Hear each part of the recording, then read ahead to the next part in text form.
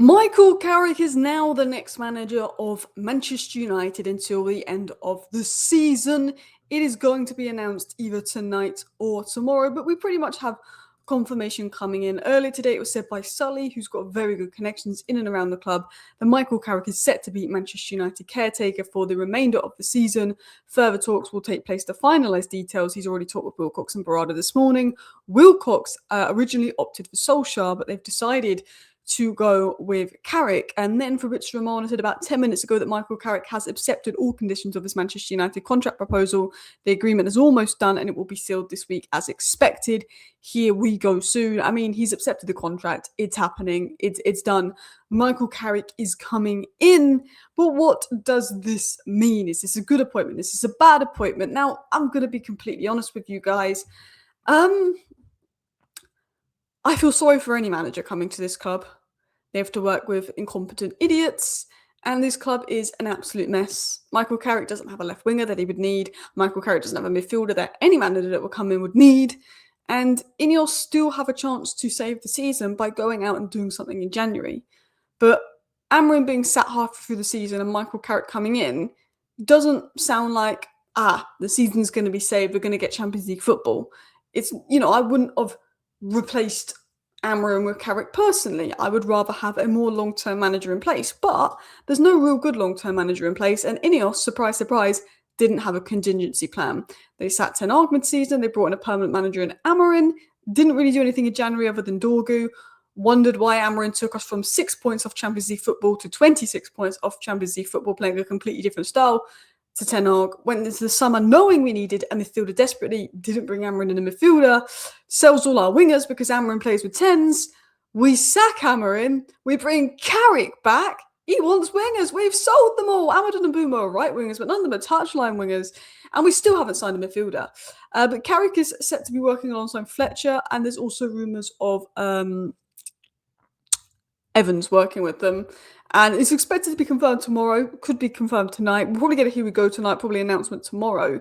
But it was said at the end of the season, Man United will be reviewing the whole structure, not just the manager. They'll look at the entire sporting model, how efficient they are, and whether each position is working to their potential, etc. Good. Because, look, Ruben Amorim was a small part of the problem. The bigger problem has always been those above Ruben Amorim, and they need to fix up, they need to change. And look, there's a bit of heat on Ineos, there's a bit of heat on the Glazers, there's going to be some protests, but guess what? They sat Woodward, after we protested, and then went on doing their thing, and they'll bring in someone else. Why don't Ratcliffe and the Glazers leave? I mean, that's what we want. I'd take Wilcox and Barada staying if Ratcliffe and the Glazers left. I'd take that any day. Wilcox knows he has to get this right. Barada knows he has to get this right. Wilcox originally opted for Solskjaer, but after more meetings, I think they went with Carrick. And I think Carrick is a better pick than Solskjaer. Ollie's had his time at Man United. If we're going off nostalgia, if we're going off vibes, fine, you go with Ollie. But as a manager, as a coach, I would pick Carrick, because obviously he's got to do sessions on the training ground. I think Michael Carrick is a better coach than Ollie. Ollie did well at United. He came second and third. He worked with McKenna. He worked with Carrick. Ollie's a good manager. Ollie had a very good, I feel like Ollie could have been a good sporting director, who knows. But I feel like Carrick did a good job at Middlesbrough. I know obviously the last couple of months went a bit wrong for him, but he didn't have any pacey attackers, and he plays a style of football where he needs pacey attackers. When he first came into Middlesbrough, he gave him a bit of a bounce. He gave him a bit of a new manager bounce. And I actually think Carrick is a better appointment than Ollie. I wanted Ruben Amorim sacked, but I didn't want Ruben Amorim sacked because he called out the board, which was an absolute disgrace. And I didn't want Ruben Amorim sacked to bring in Michael Carrick mid-season. I did joke in August, and if I can find that clip in that video, we did a live stream where it was kind of pretty much confirmed we weren't going to sign a midfielder. And I went, well, that means Carrick's coming in as interim manager halfway through the season when we sack a manager because we didn't bring him a midfielder. If I can find that clip, I will clip that up. I remember we were joking about it, and I wanted to be wrong. When I was sarcastically joking that we're going to bring Michael Carrick in as interim because we haven't signed a midfielder and our season is screwed, I was kind of hoping that I'd be proved wrong. Like a sarcastic joke. And look, I'm not shocked that Carrick's been brought in. I think there was no contingency plan. There wasn't many great permanent managers available. But what I will say is, interim or not, bring in the midfielder. Whatever manager comes in, this club is going to need another midfielder. Hayden Hatley is there. Hayden Hatley was at Middlesbrough, bringing in a midfielder. And why have they chosen Carrick?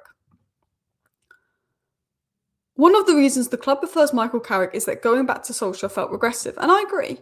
Ollie was sacked for a reason. I liked Ollie. Ollie brought vibes. We got second and third place finishes 6 years ago to 5 years ago to was it 5 years ago today? 5 years ago today, we were top of the Premier League under Ollie. It was a nice vibe. We had a bit of fun under Ollie. But he was stubborn, Ollie.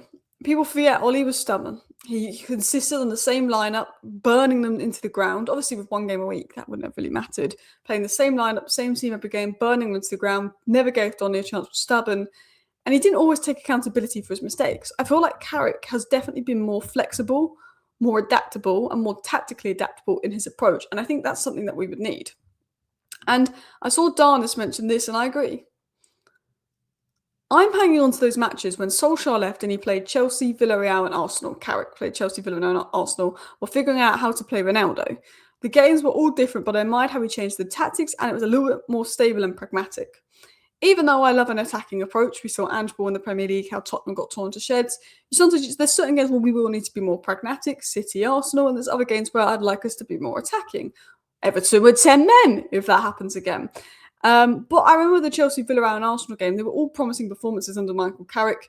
You know, when you think of Michael Carrick, got us playing a lot better than Ollie did in that season, and when Ragnick came in, we came a lot worse. It did make a lot of people think, oh, maybe Carrick should have stayed. He goes to Middlesbrough. He gets Middlesbrough to a semi-final of the Carabao Cup. He makes a really good impact on Middlesbrough, particularly the first 6 months. And, you know, Michael Carrick, I think, has a bit more recent managerial experience than Ollie.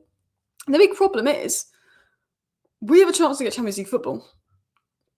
I'm trying to be positive. I like to be positive. I'm fed up of being negative. I'm fed up of shouting and screaming. Look, focus all negativity on the Glazers.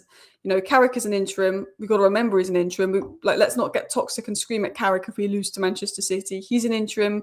He's here to be thrown under the bus by the ownership. You've got to remember that. I like to be positive. All negativity right now is going to be focused at the ownership. But Carrick has no Premier League experience. There's a really good opportunity to get Champions League football this season. We bring in a manager with no Premier League experience. We also don't bring in a midfielder. This is why any toxic sort of negative thoughts, I'm just going to direct towards the ownership. No midfielder, a manager with no Premier experience because you sacked a manager halfway through the season only to appease Jason Wilcox's ego, and you didn't have a contingency plan. I said, I'm not celebrating Ruben Amorim being sacked because I'm worried for the next manager coming in. I like Carrick. I am going to back Carrick. Completely back Carrick. I'm going to get behind him. I'm also going to know he's an interim manager, and I'm not going to scream and shout if we lose games badly under Carrick. He's an interim manager. These aren't his players. But it worries me. Very little Premier experience. We desperately need Champions League football and European football. You know, yes, Carrick knows the club. Yes, Carrick done a decent job at Middlesbrough, but I've got a lot of concerns. Champions League football is realistic, but temporary manager, no January signings, it concerns me. In terms of an interim, I think Michael Carrick is a good interim appointment. One thing that's very good about Michael Carrick is people will say that Borough fell off at the end, and a lot of it was due to maybe Borough not giving him what he needed, which is the story of most Man United managers. But in the first 6 months at Borough, he amounted the same number of total points that would have had them second in the Championship had he gone in at the start of the season. So he's got a lot of experience in coming in, giving a bounce to his team. And at the end of the day, if it's bad, he's an interim. That's on Ineos for bringing an interim and not getting a permanent appointment and not doing anything in January. If he's good, brilliant, that's Champions League football. And in the summer, we can see he's available. Maybe he keeps the job if he gets us third place and does some kind of miracle. You never know. I think I would like to see it as an interim only, unless he blows us out of the water. And I think if he does well, you could pivot to McKenna. If he does really well, maybe you keep him. But if you've got an elite level manager knocking on the door saying, I want the Man United job, then I would probably look elsewhere because we made this mistake with Ollie. But 6 months is probably enough to judge Carrick. We gave Ollie 2 months, got excited after PSG and gave him the contract. And one thing about Michael Carrick is the players will get behind him. And I think that's always a good thing to have. Ronaldo said when Carrick left, Michael Carrick was a class act as a player and he can become a great coach as well. Nothing is possible for this guy. Personally, I'm proud to have played with him by my side and have him as a manager as well.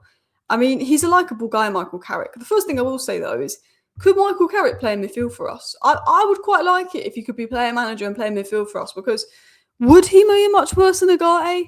Honestly, maybe we've brought him in as a secret plan of player manager. Now, I'm only joking because obviously someone will probably think I'm serious when saying that. But Carrick's in the door. He doesn't have a left winger. He doesn't have a natural touchline winger, and he needs a midfielder. Ineos, we need a midfielder regardless of who the manager was, who the interim manager was. I think bringing in an interim is no excuse not to get a midfielder. Ineos will love this. The Glazers will love this. They bring in Carrick. It distracts us from the Brighton game, from the transfer window. We sack Cameron. It distracts us all from the transfer window for a bit. So when we do nothing in January, we've had a few distractions. No, I'm not going to be distracted from the fact we've done nothing in January because we brought Carrick in. Ineos need to go and do some business. Go sign a midfielder. Tottenham are looking to do business now. Thank you for watching. Bye.